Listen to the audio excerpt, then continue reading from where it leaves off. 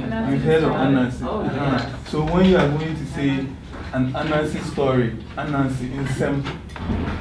Anansi in Sem. So you say Anansi Sem Siso. Then they respond. But what they're asking, I think, deeper is what exactly does Anansi Sim mean? We have named Anansi tales, like the tales of Anansi. Okay. Anansi in Sem. So, calling a response. Anansi stories. So you said, what did you say? Anansi Sem Siso. Anansi Sim Siso. Are you saying I'm about to tell a story and we respond, yes, we are paying attention? Yes.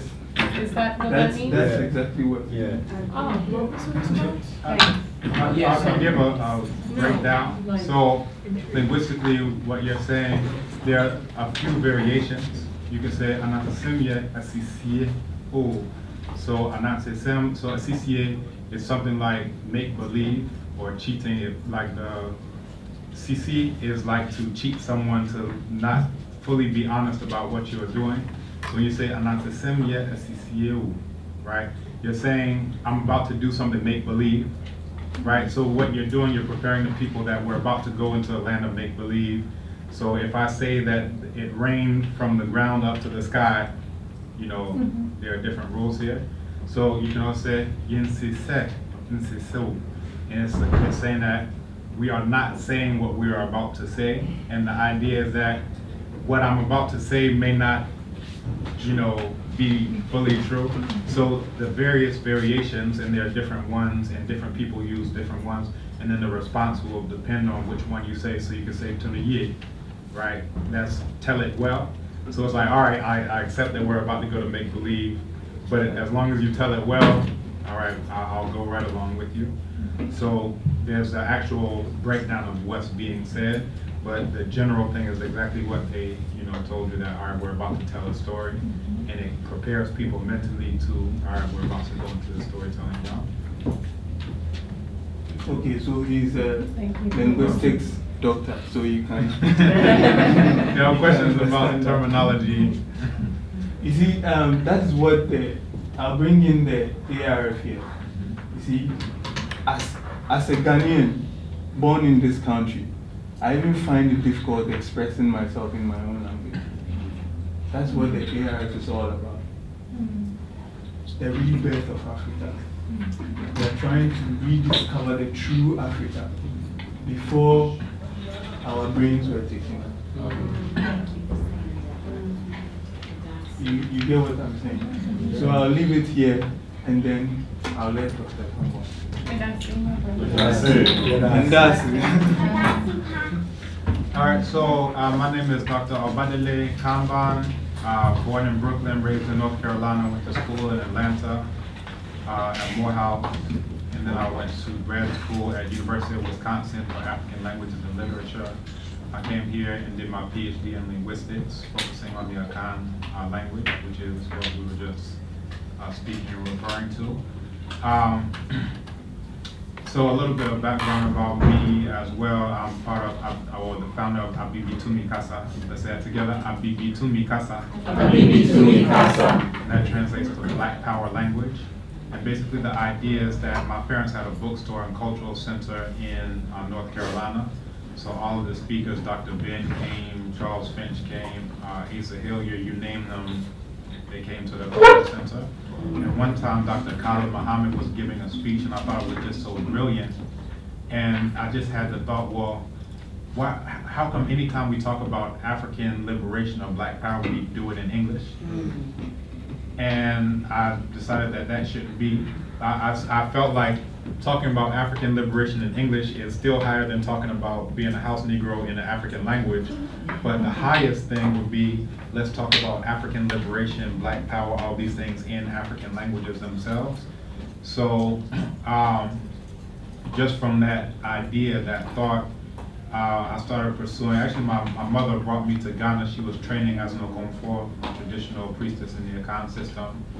And she brought me here along with several other members of the shrine in 1998. So I came with her, and at the time I was like 17 or something, and I was just like, all right, this is mom's thing, whatever, you know. I grew up, the whole household, the family was very African-centered, but, you know, when you start to go into high school and whatever, you kind of start doing your own thing sometimes. But I came, you know, I always respect my parents. If they thought it would be a good idea for me to come to Ghana, it would be a good idea. So I said, okay, let's try it out.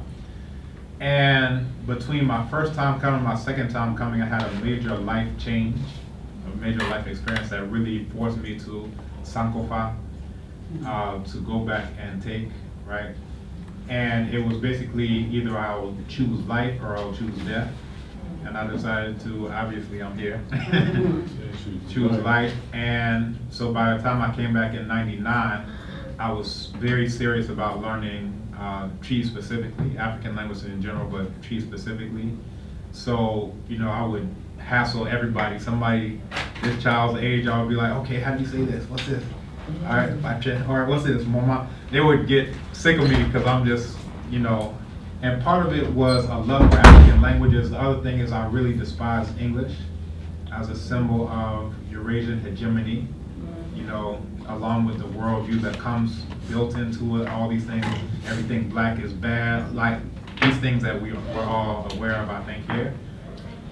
So by 2000, I decided to come here during my junior year for study abroad to the University of Ghana. And the most rewarding classes that I took were classes, and let me stand up because I see people. The most rewarding classes I took were in the linguistics department, learning African languages. So the first semester we were on study abroad, and they had like a cookie cutter program that everybody was supposed to go through. But by that time I was already conversational. So they said, all right, we're gonna sit you down with Openia Jikum, who is like the luminary of Tree on campus. So we were doing one-on-one reading Anansi stories, Anansi Sem, right? So Asem literally, it translates to word, issue, matter, or case, depending on the situation. So you're saying Anansi Sem, you're saying words or issues related to Anansi. And there's actually an Anansi story that talks about how all what was Nyame Sem, which is words belonging to Nyame, the Supreme Being, how they came to be in the possession of Anansi. And now they came to be known as Anansi Sem. If we have time, I'll come to that. But anyway, so we were sitting down, and these are some of the same stories that I now read to from the same book that I read to my children, you know, at night.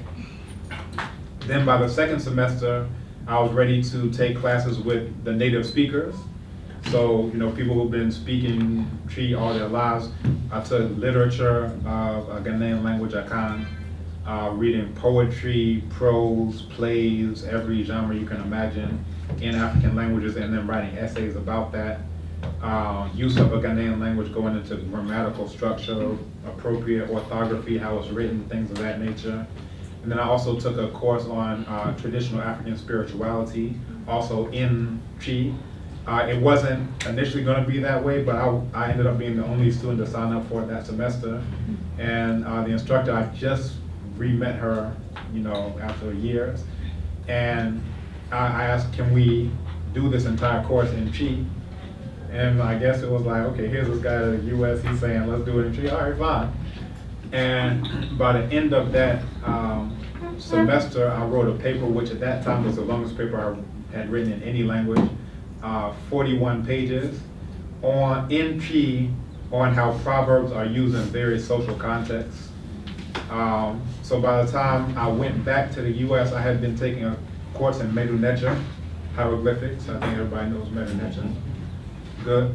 And by the time I came back, I was making all these connections between words in Medu Neter and words in Tree.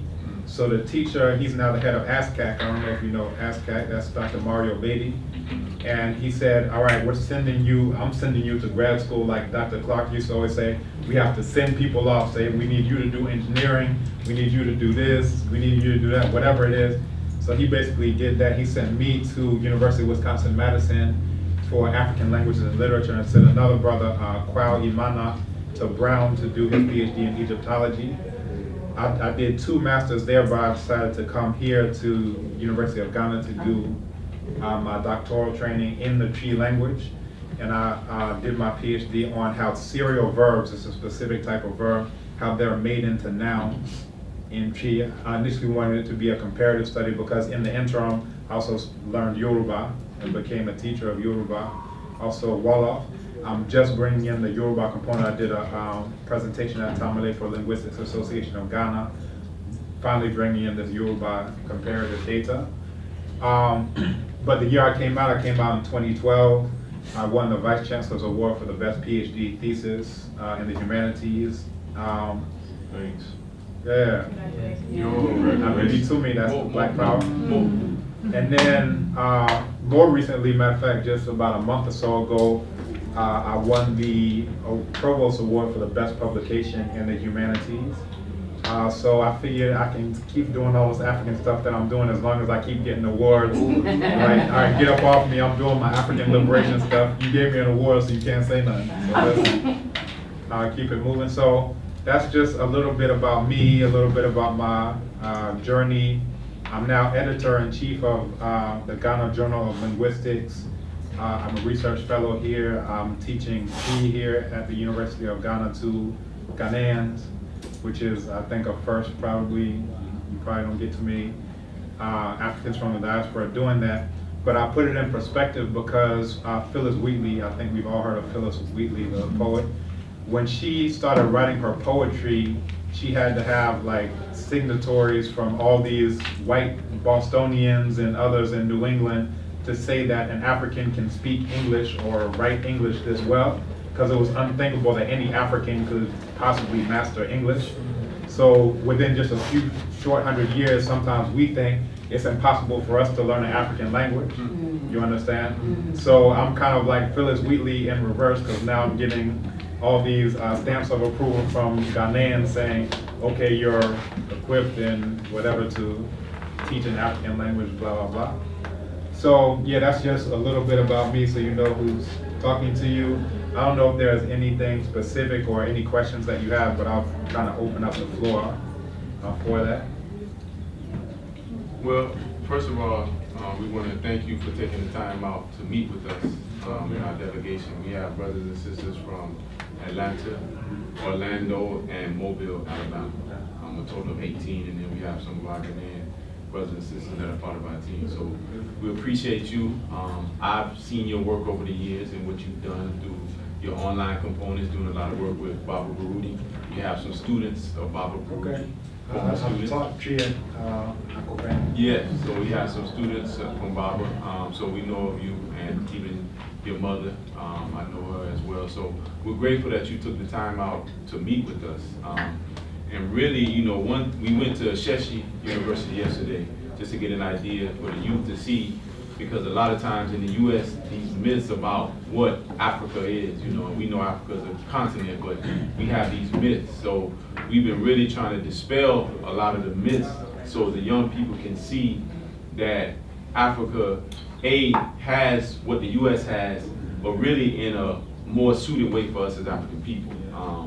And so I think if you wouldn't mind just sharing, someone who grew up in, you know, in America, but have decided to really bring your life here, and what kind of things have you had to adjust to? What's been some of your biggest adjustments?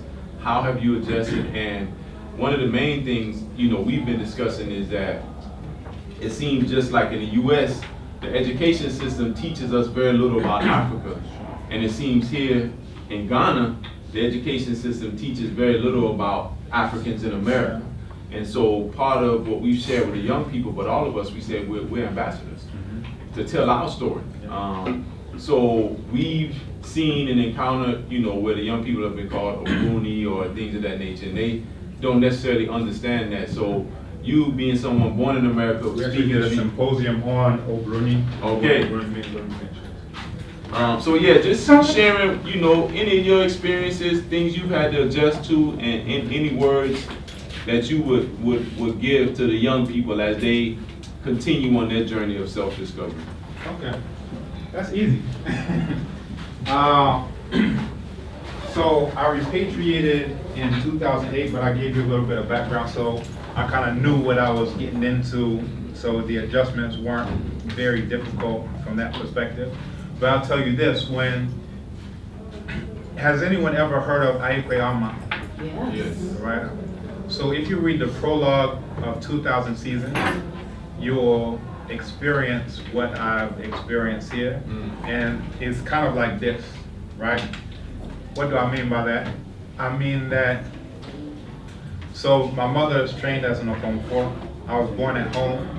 The Akan spiritual system in its modern form is in the U.S. is largely attributed to Nana Dini Zulu, bringing, you know, a lot of the shrines back through the Latte Akonigi shrine system.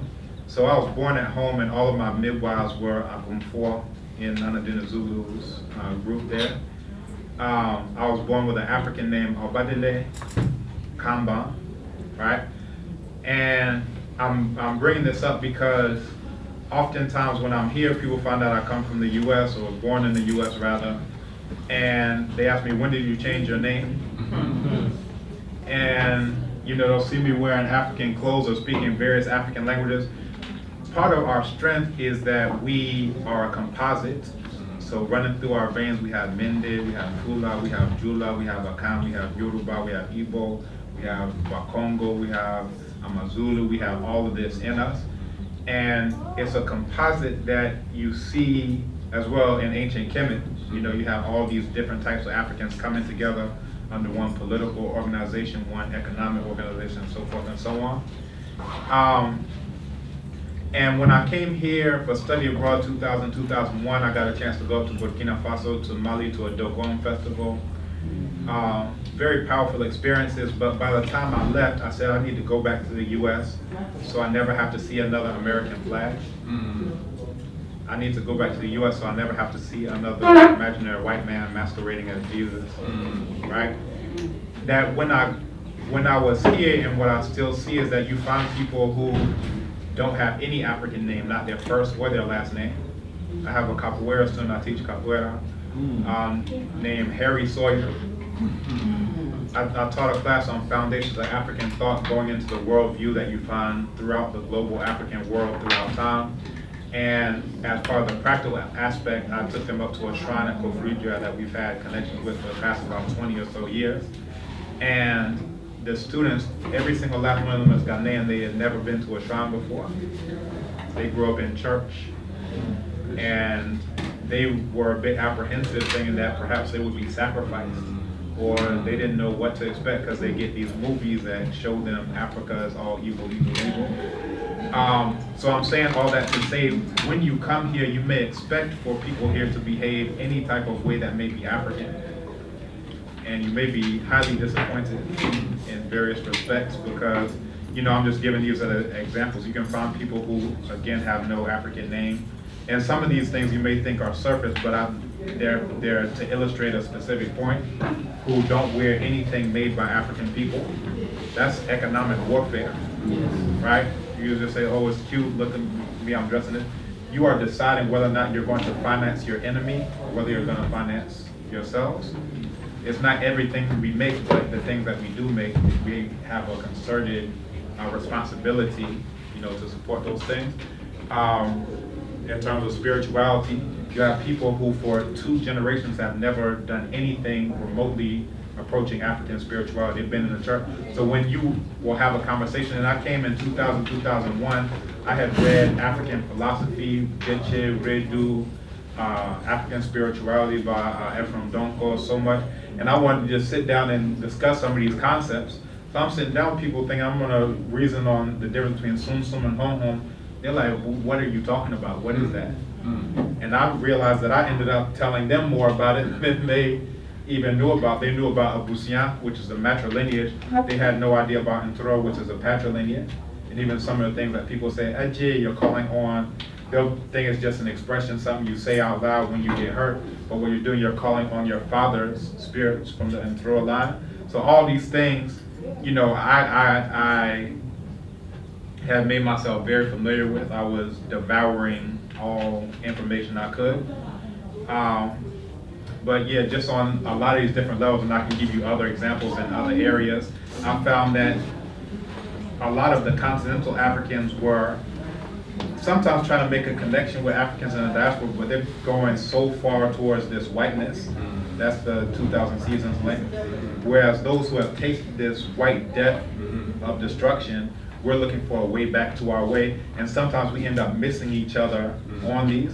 So they'll see me and they'll assume that I'm a Rasta, and they won't understand that this is the traditional African spirituality you find throughout the entire continent. The Sangoma in South Africa have this, Yakomfo here have this, Tata in Nigeria have this, the Mam in Senegal has this. You can look at Ptahhotep, carved in stone 4,000 years ago. He looked just like me, actually. So you'll see him holding up a lotus flower with the locks to the back.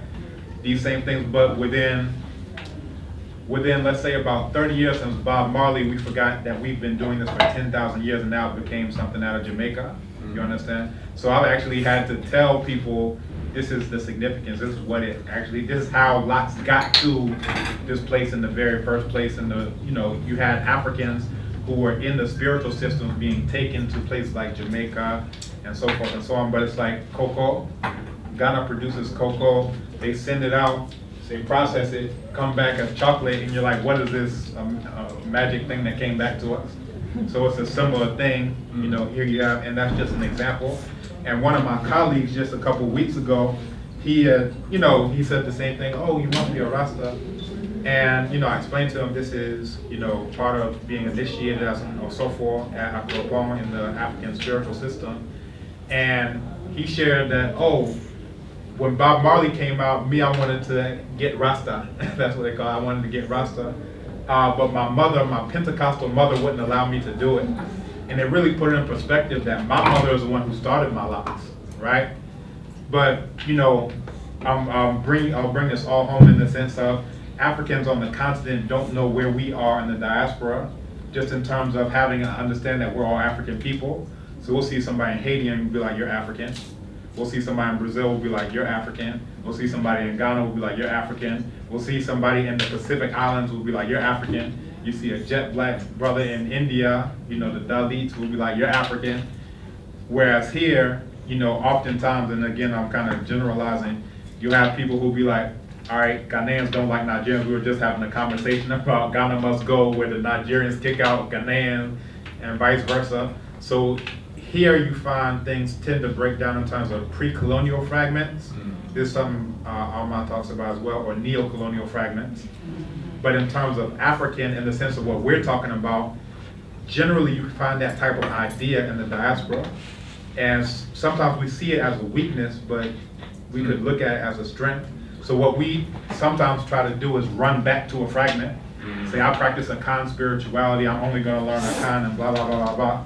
Or I practice Yoruba spirituality, I go to a roots reading, and everybody in the room is Yoruba. It's like, all right, how accurate is that reading?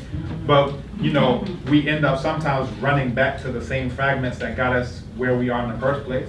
Because Africans weren't selling Africans, it's, I'm Ewe, you're Asante, I'm gonna sell some Asante. All right, I'm gonna sell some Ewe's. You can find it even in the material culture. So if you look up at places in the north which was devastated by enslavement, you find that around whole settlements, you have a wall as high as the ceiling here, surrounding the entire village. You have all of the houses clustered with the openings towards the inside, and the door is about this height. So anybody who's coming in, you can, take care of them. If they come in, you find people who are making these facial marks, and you're like, oh, it's just culture. That this is your ID, right? So if somebody does kidnap you, we can recognize, who you are. You have places, these villages on stilts in Zulezu, so forth and so on, where because of these raids, they decided to move their entire village off of the land onto a river. So the houses are there on stilts. So all these things are pointing to, here you have people who don't know they're African enslaving other fragments. But once you start to understand we're all African and we have a common enemy, these are the battle lines. You can find this idea in ancient Kemet. They have the inscriptions of Winnie, where he's basically given his biography. And one of the most significant points of that text is he talks about how they united both sides of the Nile, Hapi, and upper and lower Kemet, upper being the south, lower being the north, how they got together the Wawat Nubians, the Irjet Nubians, the Sejer Nubians, like all these different types, and this is Pan-Africanism. And they were all coming together to do what? To keep the Eurasians out, right? So when we talk about Pan-Africanism, we're not talking about anything separate from what was done 5,000 years ago. That's our model. Not let's bring in some Arabs because they are first imperial enemy and they've been here a while, so let's bring them in. And Wolof, they say, "Lubanti yagatin doch du tafni sopalikum mukajasik," and it translates to no matter how long log stays in the river, it will never turn into a crocodile. Malcolm X said a similar thing, even though a cat has kittens in the oven, that doesn't make them biscuits. So we know who's African and we know who's not African, right? Arabs, the Dutch Boers, whatever you want to call it, all of them are the same imperialists. And when you look at the historical record, you can see a precedent of what happened when we stuck to this black is African and African is black, versus when we, after around the time of Yehudi Mess, Tutmos III, when we started to incorporate all these Eurasians in, finally after, all these years of this foreign policy, what happened to that? And if you read Destruction of Black Civilization, this is exactly what he's talking about. As soon as you let them in, that's the beginning of the destruction of your civilization. So I saw a question here. Yeah. Are you familiar with Sanha? Yes. Okay, I'm thinking that we need more of that. He has another one coming out, Secretary Payne. He sent me an advanced copy of it. It's The Peasant. And it's, these non-petitions that the peasant makes because he was unjustly treated. He sent it so I could read it to my daughter. So we got done with the whole thing in Chi. We're gonna go back to it in the Wolof version. Are you doing one of the translation? No, I'm not. No, I'm not. He has the collective per Ankh, so he has, people who he has tied into, but myself and my daughter were working on a translation of Ptahhotep and Structure Ptahhotep into Chi. So, doing word for word so you can see the Medu Nektr. A similar type of idea, and this is before I knew that Arma had come out with Sanhat. For those who may not be aware, I hope everyone is, Sanhat is the oldest piece of literature that has come to us from the ancient world. Literature, and it's an epic of an African who,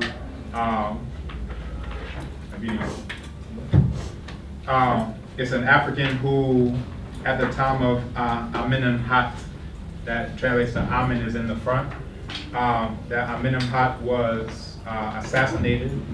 So he had gone off on a campaign with the son of Amenemhat, and because he knew the assassination had gone down, he was thinking, you know what, I better not go back, because if I go back, there may be succession issues. They may, try to get rid of the son because he's the heir apparent. So he breaks out and he goes into southwestern Eurasia.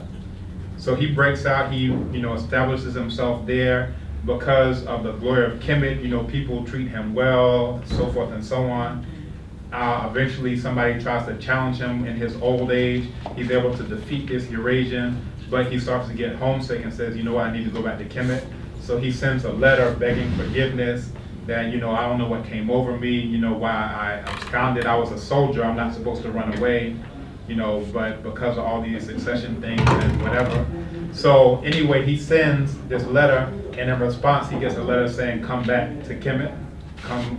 And this is something that Dr. Jacob Carruthers, Baba Jedi Shemsu Jahuti, talked about in Intellectual Warfare, this whole theme of come back home. And he uses this text of Sanhat as that's what we all need to do, is come back home to Kemet, the land of black people.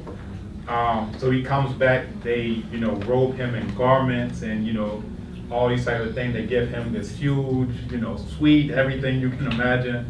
And actually, African Philosophy, the Pharaonic Period by Theophilo Benga, he actually uses some of these texts in order to talk about how advanced the weaving and linen is, because they're mentioning all the things that they did for him, how they were able to, take these flowers, lotus flowers, and turn them into perfume. So in the text, the text isn't for that purpose, but the text gives you evidence of how high the civilization was. Because, all right, how are you going to give him this linen if you're not making this linen? Where is it coming from? How are you going to, bathe him or, anoint him in all this oil if you're not producing the oil? So he's using this as textual references of the height of Kemetic civilization. That's an excellent text, African Philosophy, the Pharaonic Period by Theophilo Benga. So, yeah, just saying all of that to say, I forgot what the question was, I kind of went on that. Well, I just asked you if you were familiar with Sanha, yes, so I'm very, could just be its own piece, because it Yeah. really speaks to the problem that we're facing. Yeah. The truncated Right. racial memory, Exactly. the truncated Exactly. historical memory.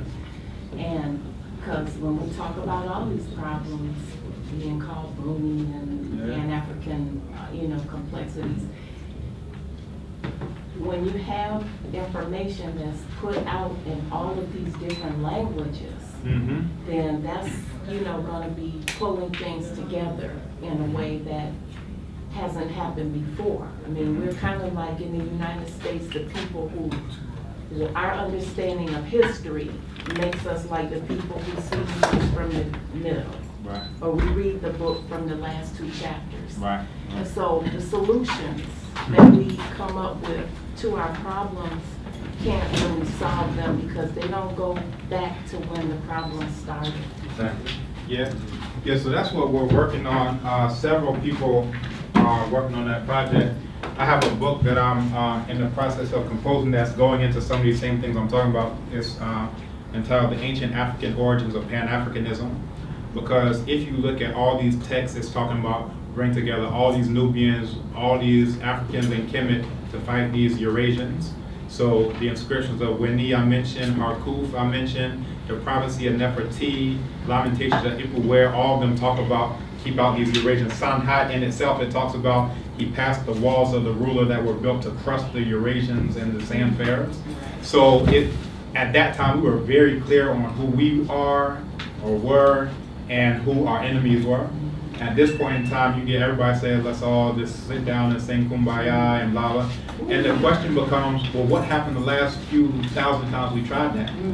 Right? So we have to remove these things from the level of the hypothetical to what's the historical record. Sometimes we're very ahistorical in our pronouncements of what we should be doing because where the truncated memory doesn't allow us to know what happened the last few thousand times that we did that. If it didn't work out, then it's like a science experiment. We need to try some other variables. Let's put some other things into this. We're having a discussion with the youth about not using the English language but using the African language. And one of them brought up a good point that although English, we don't like America, a lot of African brothers and sisters are speaking English, so it's a good common language. But I do like the fact that if we can't use it, we shouldn't. But what would you suggest as alternative language as a whole to use? I'm actually, I just got done with Eloquence of the Scribes, and I'm reading, that's also Aikwe Ama, and I'm reading Remembering the Dismembered Continent. He broaches that subject in both of those, where, he mentions, we could look at Kiswahili as a possible bridge to do that. But, one of the challenges is the same thing you find here in Ghana, which is that it would give an advantage to those who are native speakers of Kiswahili. So everybody else would be starting off a bit, down.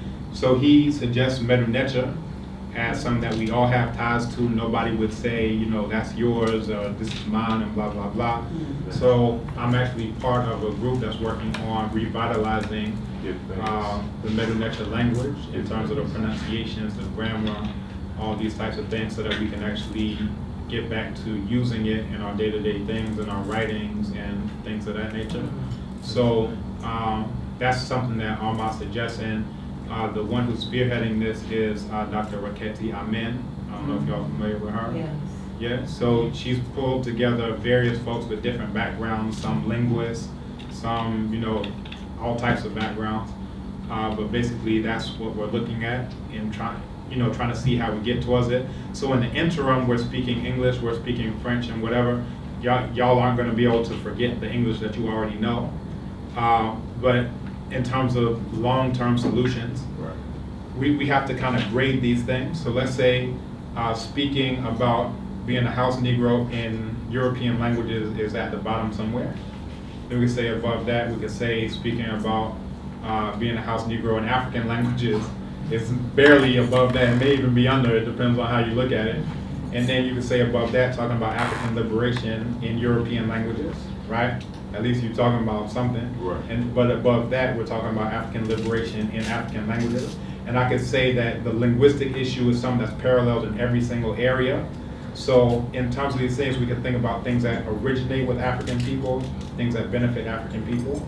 And my father has what's called the Kambon. My father's name is Dr. Kambon, where he's looking at all these different areas in the area of psychology, in the area of economics, in the area of health, so forth and so on. You can rank whatever it is. So you can say, all right, well, this, it originates with Europeans, whether it's let's say it's a gun, but it could have benefits for African people if you know who to aim it at. So even though it didn't originate with us, it has some level of utility. You could say the English language, if it's used in that way, could be that gun. But you could even say, all right, well, now we have laser that operates on power from the sun, right? That we developed the technology, it's able to store the energy, and now we're able to shoot the laser, and we developed that indigenously, blah. So, right, we need that. So we can say, all right, well, that's something that's higher than purchasing a gun from the enemy, because when you purchase it, you're financing them. They're taking that same money to build a prison, to drop a bomb on some black people somewhere. So we can say, all right, we need to rank all of these things. So I often say you don't laugh at the traveler because he hasn't reached his destination yet, right? So we're not there yet, but what we're doing is we're saying we're setting the trajectory, right? And I often also say that the best way to honor ancestors isn't necessarily standing in their footsteps, but rather continuing the path that they started to cut, right? So oftentimes we'll say, oh, Kwame Nkrumah did such a great job, or Amos Wilson, or whoever we want to talk about, and in our honoring, we're saying we're just going to stay exactly where they left us. But the best way to honor a fallen soldier is to pick up the weapon, right? So if they took us up to this point, then we say this is a trajectory that you set. I'm taking the machete and I'm cutting the path back towards our way. So I think that's what we're doing in terms of the trajectory of African languages. The end goal can't be English. That's not the end goal. It could be perhaps something useful in the interim. It could be perhaps a step towards whatever, but that can't be the end goal. So once we know where we're going towards, then we can start doing things that are going to enable us to get towards this thing ultimately. Can I ask a question? You mentioned earlier cultural hegemony and how English is a clear representation of such. And I teach social work at the University of South Alabama, and we often talk about hegemony, but we really haven't focused much on English being that overall factor. When you said it, my eyes just were like, wow, that's so valid. Are there any texts that either you've written or anyone else that goes more into detail that perhaps I could use as a supplement to how the English language perpetuates that through time? Look at Ngugi wa Thiong'o. Oh, you're going to have to spell that for me. Yeah. Okay, one. Right. So he Can you is spell that? Ngugi, and there's a tilde over the U and the I. Awa is a separate. Awa? No, Wa. Wa. Thiong'o, Thiongo, Okay. and an apostrophe before that final O. Okay. Right?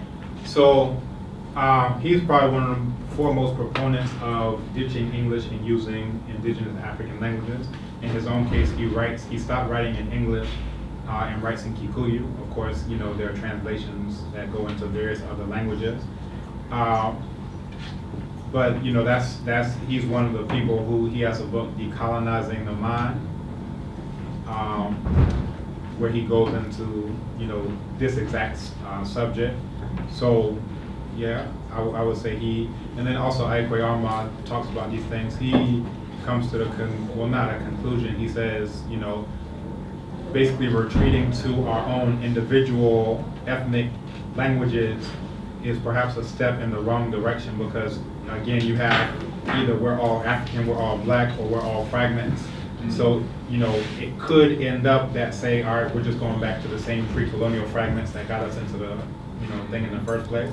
So that's something that even when we're looking at African languages, we need to be cognizant of, and that's what Sanhat does, is that it transcends that by translating the Medu Neter into English, Portuguese, French, but also into Fancy, into Kikongo, into Kiswahili, into isiZulu. Am I missing one? Into Wolof. Transliteration.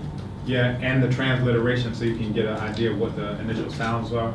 So I think it's a very powerful thing. There's another book in philosophy called Listening to Ourselves, and it's philosophy text written in various African languages and translated into English. So each page is a whole thing in Amarinya, and then the next, and then you have the translation in English on the opposite page.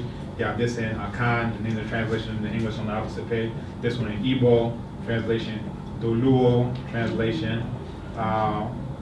Did I say Wolof translation? So all of those. So these are two methods, of how we can really start attacking this language issue. I like what Ahmad does. He has this line for line, so you get this sentence, then he has a translation, and it's color coded, so you can just read through the whole thing in Fancy, and it flows naturally. The other one, you can read the entire thing in the African language. You can see what the correlate is in the European language. What I'm doing is slightly different, is in order to help people learn Medu Neter. So I have the Medu Neter, I have the transliteration, and then I have the translation of that specific word. They call it Leipzig glossing. That's what we use in linguistics. So you can see what every single word is, right? And then finally you have the translation into English underneath that. So, word for word, this is to help people. If I want to know the word for bad, I'm seeing this word bad, boom, boom, boom, and you can see what everything is. Ahmad is coming from a more literary standpoint, so he wants you to enjoy it as literature, so it's not, geared towards specifically learning the language. But I think there are various ways that we can attack this issue, and this is, various people are dealing with it. No problem. And I just want to say, I think language is very critical to this process of us re-Africanizing ourselves, because language is where our thoughts, our actions, our code, that's the foundation of it. So when the language was taken from us, forcibly taken, they knew that they were taking a power. Yeah. And so now it is critical that we reclaim that which was taken. And then also on that note, it's important to also think about the worldview associated with the language, because sometimes you have, like I mentioned, you can talk about being a house Negro in African languages, and that's something I didn't know when I first started. I was like, man, as soon as I get rid of this English, black cat, black hat, black whatever, I'm gonna go to an African language, and yeah, you can only say smart stuff in the African language, must be. What was I wrong? I was on a bus from Kumasi, and some pastor, preacher, whatever, got on the bus and started preaching in Chi, and I was so distraught. Not only because he was doing it, but because I'm stuck on a bus with this guy for the next hour and whatever. But for example, you have the word Onyame, Onyankopon, Kridiompon. These are words for the Supreme Being, right? Now, if you ask somebody what's Onyankopon, they'll point to a picture of the imaginary white man and say that's Onyankopon. They're using the word, but the concept has been entirely obliterated. We have a gold weights chart that has this weight on it, and this is called Otumfo Awurade Nyankopon, right? It translates to powerful Awurade Nyankopon. So Awurade is the feminine aspect, that's the triangle, metaphorically representative of the womb. And then Onyankopon is this spiral in the middle, which represents the semen. It has the idea that it requires both feminine and masculine to be a creator. Now, if you ask anyone now, any tree speaker, what's Awurade Nyankopon, they'll point to this imaginary white boy. They've never seen this. I show this in my classes to all Ghanaians. They've never seen this. I'm like, well, go to African Studies, see the chart. So, just saying that to say it has to be beyond just using words, because even what we talk about in African liberation in the States, that discourse isn't going on here, right? So that's the whole idea about Bibi Tumi Kasa, that we need to be talking about African liberation in our own languages. Another example is the concept of blackness. In Chi, whenever you have Bibi in a word, it lets you know something to do with both black and African. So you say Abibi Mine, it's the same concept as Kemet being land of the blacks. You say Abibi Drew, you're saying it's African medicine made by black people. When you say Obibini, you're saying a black person. All of this Bibi But then you have these concepts that you question how indigenous they are. So if you say Okrebrifo, right, you have that same B in there, which is a black, it's saying someone who has a black soul, and it means someone who it has catastrophe, misfortune. That's a very European concept of blackness. So, you know, you can see, even though they're using African languages, the concept has creeped its way in. Now, juxtapose that with Songha language. They have the exact same word, Bibi, black. But in the Songha language, everything associated with Bibi is powerful. They say Wanya Bibi is the black sun, and it means the sun that is most powerful at high noon. You say Hadi Bibi, you're saying black water, it means the purest water. Sadiza Bibi, you're talking about the most fertile earth, all these things. So even though the word is still the same here in Akan, you can see how the concept isn't the same as it used to be in the Songhai language. So you have to go to, all right, well, what was the original concept, not just take for granted that the people here have preserved these concepts in the worldview and whatever. Closer you are to the coast, generally, and we were just talking about this upstairs, those who are closer to the coast tend to have more of this type of Eurasian thing, and you may not think about it unless you're looking at it at a comparative analysis. What do those African people say? Don't just take that the Akan are doing the right thing. What are the people further into the interior saying? What are those people across in Somalia saying? What are these people in South Africa, Congo? And when you have all of that background, you can get a sense of what the African worldview is. But I think our time is getting a bit short. Yeah. Thank you for sharing. Question, in terms of a student wants to study at the University of Ghana, like a student that is currently in a university in the US and they want to do a study abroad or independent study, what would be the process? Okay. There are certain programs. One is CIEE, that's what I came through, Council of International Educational Exchange, and they had a standing deal with Morehouse College, so it was a set study abroad, so like usually junior year people go on study abroad. You can contact them. There are others that, you know, if you're going through a university, they already have the set thing. What is this? Say University of California also has their offices here at the International House. So basically, if you're interested in University of Ghana, you can go to the International House and see what programs are here and, you know, work with some of those that are already, you know, here in existence. For myself, it was just an easy deal because Morehouse had the thing set up. I was on scholarship. They just sent my funds due, all the things they do. Yeah. Okay. I am here as well trying to develop a study abroad in Africa at the University of South Alabama. We've not had any students ever to come to Africa and study abroad. I am also in the social work department. So do you guys have a social work department Yes. at the bachelor's level that I can facilitate? Are you, what are you? Yeah, I'll take care of that. Okay, yeah. Social yeah, work. yeah. Thank you. No problem. And one thing that, you know, the group is here until the 8th, and then myself and my family will be here for 6 months. So one thing that we're looking to do with HABESHA, you know, we've been taking mostly high school, but now in conjunction with Sister Kim and others, we want to bring college students. But as you mentioned, what we want to do is not have this cookie cutter, but really an in-depth, rooted, you know, component. I know you've been involved with some of our programs in the past and facilitating things for us. But we also want to now, while we're here, it's that just like you have the CIEEs, I don't know of any African-led organizations that are facilitating these study abroad. So that's one thing that we see, because I think I've seen a few study abroad programs from predominantly white institutions that have come, and they're very much on the surface. And the youth are not really getting what they need to get. And you know, so I think as we bring young people here, in addition to them coming and exploring, they have to really see this Pan-African connection, you know, that it's, you know. And let me share something from my own experiences studying abroad. So I came here and I thought all the courses would be great. African philosophy, state and society in Africa, like the names, all the courses just sound like they would be so powerful. So I took African philosophy, and I had read so much African philosophy. And the professor started us off with Aristotle. Then and I had taken philosophy at Morehouse, and we got that Aristotle clear. And then after that, we read, we did Plato, Socrates, Plato, Aristotle. We worked our way to Hegel, Hume, Kant, Descartes, all these. Yeah.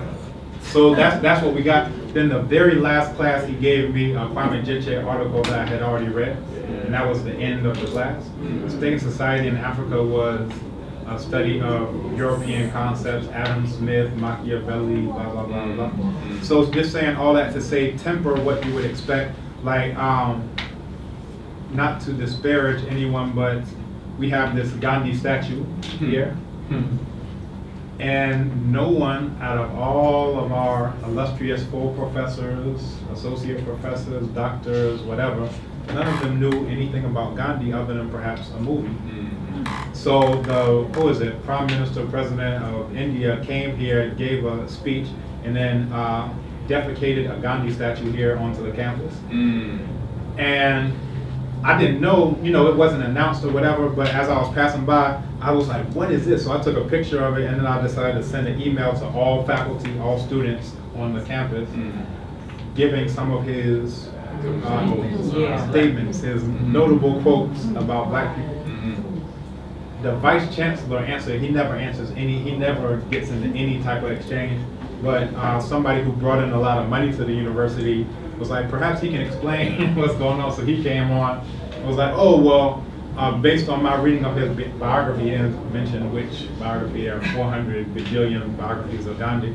Based on my reading, that was when he was younger, but as he matured, then he changed his views and he became more about people. So I said, okay, we're gonna have to do a rejoinder so you can understand the plight of the black untouchables, the Dalits who see him as the enemy. In the signing of the Pune Pact, he said, I'm gonna fast to death just to prevent these people from getting their own representation, because they're at the fringes of every community, right? So it's like gerrymandering. You can't ever get a strong enough constituency to do anything.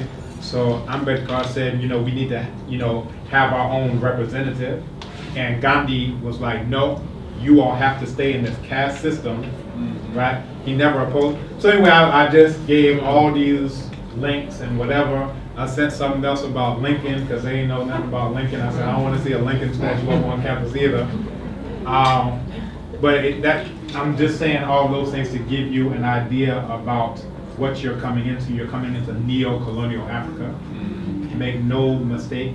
And oftentimes, don't come here arrogant, but a lot of times what you know about Africa may be more than what a continental African would know about Africa. What you know about that person's own so-called ethnic group may be more than what that same person who is part of the ethnic group knows about it. But again, I'm saying handle that with a degree of humility, because you're interacting. The point isn't to be like, oh, that makes me better than you or whatever, because there are strengths that come from what that person. I say it like this: in the diaspora, we have a lot of ideological clarity, we have a lot of whatever, but generally speaking, present company excluded, we don't have a lot of the hands-on things of how to. I'll put it like this: if they shut down the grocery stores, a lot of people will be dying. If we get sick, we go into the hospital. If we want to buy something, we go into Walmart. If we want to get online, we go into Facebook. So on every single front, we're very much dependent in terms of the practical aspects of what it's about. Here, people are very much independent in terms of that practical aspect, but they lack a lot of this clarity in terms of who the enemy is. They can't tell you who Imhotep is, blah, blah, blah. So basically what we need is a marriage of like that kind of Du Bois, we need to be blah, blah, blah, and the Booker T, that we need to be blah, blah, that we can combine those two, not specifically exactly everything that they said. We don't need a land of compromise or whatever, but if we can combine those principles, that idea, it'll be very strong. So I tell people, hey, if you come from the diaspora, it wouldn't hurt necessarily to marry a continental African, to make it real practical. So you're literally marrying that thing that you know about Ptah and you know about Queen Nzinga and everything else, to I can plant a seed of corn and turn it into bamboo in front of your very eyes, right? People here are trying to get rid of that, but it's still very much rooted. I got somebody up at Montfort who's building a structure out of mud bricks. They still have that skill to be able to do that. In the diaspora, we can tell you why we need. I'll put it like this: those who have the ability to be African in terms of those nuts and bolts oftentimes don't have the will. Those who have the will oftentimes don't have the ability. So we can combine that will and that ability. We're moving somewhere. I know we short on time. I just would like if you have some books that you think are very important for a lot of the young people as well as adults to read, if you can Okay. just throw out some books. Okay, off the top, the West and the Rest of Us, this is the author, Chinwezu. I don't know if y'all have ever heard of him. Good things. Wow, so you need to meet him. You're saying wow means you know. Baba Chinwezu, let me turn that over to you. Any books that you think will be helpful for the youth, and then I can say other things. Well, greetings to all of you and welcome back to your old homeland. But that's it. All I can say at this point is, if you have all their emails, I've just been putting together a reading list. Oh, beautiful. Good. And I'll give it to you to send to all of them. That's the easiest way to go about it. And the point of the reading list is that ultimately all these things, whether it's the history, the language, whatever, you have to know all of that. But ultimately, what's the ultimate goal? And the ultimate goal has to be defined by our historical experience, which is that why do we have the diaspora that was taken by force? Why do we have the mental problems we have about our identity, both on both sides of the Atlantic? Why do we have what I call the niggerized mentality on both sides? We left here as black people, and they made us niggers on the other side. They came here and conquered us under colonialism and made us niggers here. So the issue is how do you get out of that whole mindset? And ultimately, why were they able to do it? It's the issue of power. We didn't have the power to defend our land, our culture, our people. That was why they could do all of that. So all these things are important, but ultimately you have to focus all of them on the project of building up the power to prevent that from happening ever again.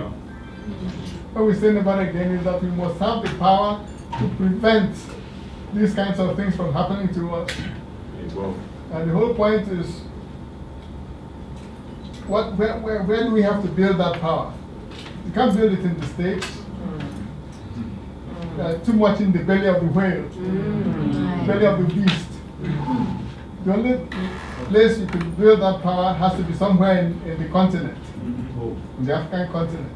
You have to make the space to build the black power that will protect black people wherever they are in the world. And that gets you back to the issue of black power Pan-Africanism. Pan-Africanism about unity and all that is fine, but what is unity for?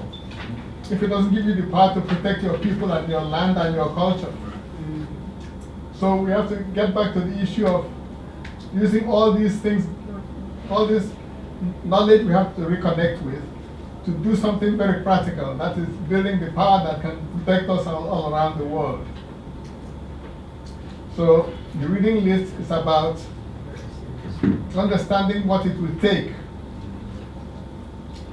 to conceptualize and begin the process of building the kind of black power we need to protect our people wherever they may be.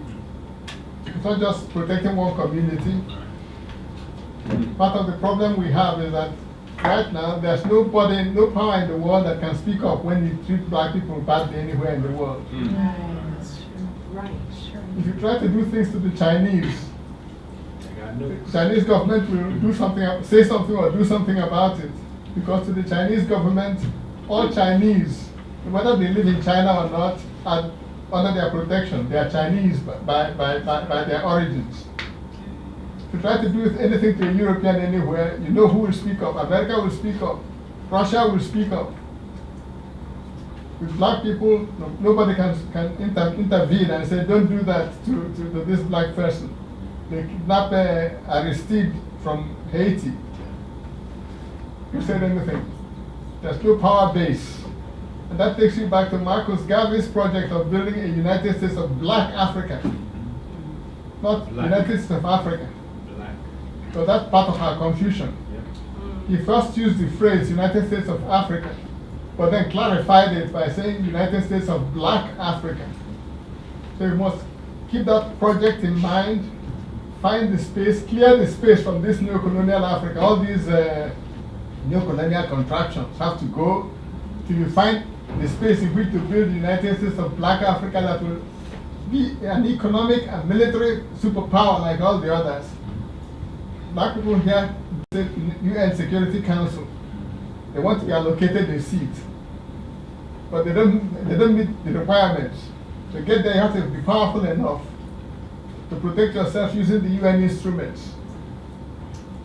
So ultimately, to cut it long and short, is all these are strands in weaving the net of Black African power, a Black African superpower, or to take Marcus Garvey's phrase, United States of Black Africa, that has the economic and military power to defend any black person anywhere in the world. If a cop shoots a black person in Atlanta, somebody will speak up and say, hey, don't do that, but we can do something about it. We can send a rocket or a drone or whatever to the White House. At that point, they will listen. But if you don't got that power, you can protest, march all you like. For them, it's entertainment. They're just watching a cool show. So whatever you are doing or thinking about, the young people especially have to realize that they have a project to carry out. All these are elements in it, getting to understand your Black African consciousness, getting to know your languages, getting to know your history. All of that should be part of preparing you to carry out that historical assignment that Marcus Garvey outlined for us. So that's all I can add to that. That's it. So email her. So you can see why I roll with Baba Chimwezu. So the Chimwezu PhD, if you don't know who he is, he just prefers Chimwezu. He doesn't like doctor in front. He doesn't like anything after. But look up, if you don't know who Chimwezu is, look up Chimwezu. A lot of the books that are on the reading list are going to be some of the books that he wrote. Right? And also you can look on Abibi Tumikasa, African Renaissance Foundation. If you just go to Abibi Tumikasa and type in reading list, we have military reading lists. We have, oftentimes we think about psychology and whatever, but there are reading lists on every single aspect, just as Chimwezu mentioned, so you can go there. African Renaissance Foundation has all these texts, and both sites have different things that you can download, PDF, documents, other things, so that's not a hard thing. If we get your contact, it'll make it easier than just rattle. I could rattle off a gajillion books to you, but that'll probably be the most efficient way to use the time. Could you spell his name? CHINWEIZU. What were the reading, you said go to the African? Renaissance Foundation. African Renaissance Foundation. The website is www.arf/int.net. Dash instead of slash. Yeah. ARF. ARF-int.net. Abibi Tumikasa, ABI. You may have a harder time with that one. ABIBI, Abibi, TUMI, Tumi, KASA.com, Abibi Tumikasa, Black Power Language. Like it has a phone app. Language. It has a phone app, so you can download that. Abibi Tumikasa has a phone app. Yes, very Very nice. powerful. So, Dr. Kambon, Chinwezu, we want to say Madasi to you for taking time out again to share with us, and even above and beyond that, being an example of a young person who has chosen to make a difference. Yesterday at Ashesi, the brother who gave us our tour, Fifi, went to high school in the States, a Ghanaian, went to high school in the States, made a conscious effort to return to his studies in Ghana, and he's now continuing. So, as we say, we want to be a part of this brain gain now. You know, the colonial powers had a brain drain, but now there's a resurgence of Africans, both who have returned, who have lived on the continent, or those of us who were taken, who are now returning. So you are an example of that, and we big you up. Yeah, we big you up for what you do and your inspiration. So can we give both of the brothers a round?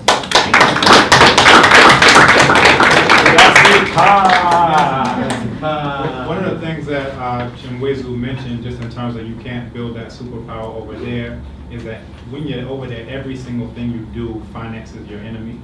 So if you don't like seeing black people get shot, when you bought that bottle of water, you bought the bullet that shot them. Right? Whatever you do, you breathe, if you get hurt, if you go to every single move you make, is financing your enemy.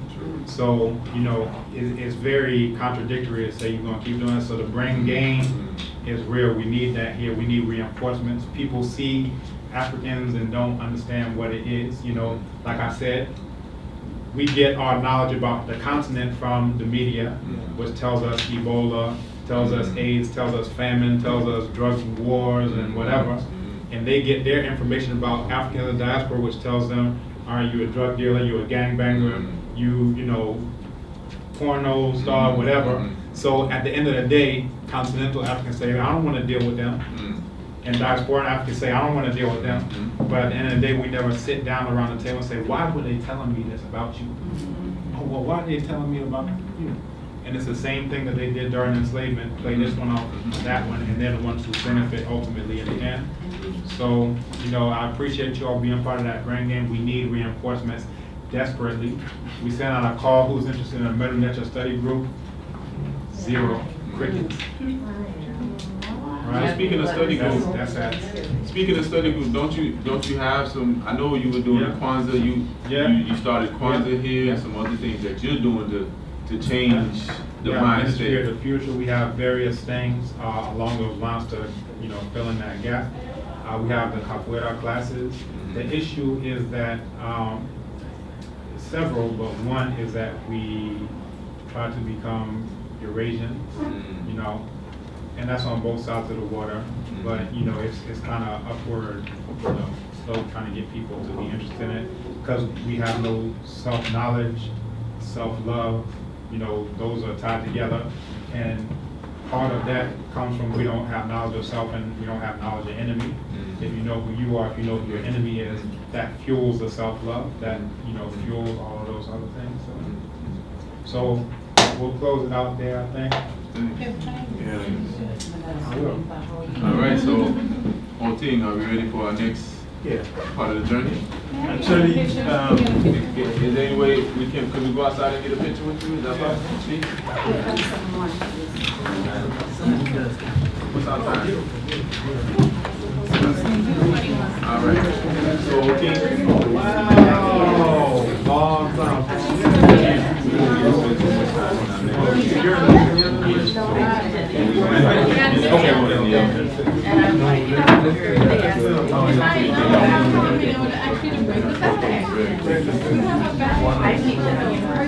We're gonna come outside and take a. I'm glad to be in your presence because the stuff I'm seeing, like, yeah, of course I know that. That's good. Yeah, no, It's we're rare. definitely on the same page. You Yeah. know, we're in touch and it's, I'm just gonna throw the picture right here. Well, when, Yeah, definitely. they have an email, send a picture back. To school. As soon as they get there, we'll take one together, but I wanted to get the brother over there too.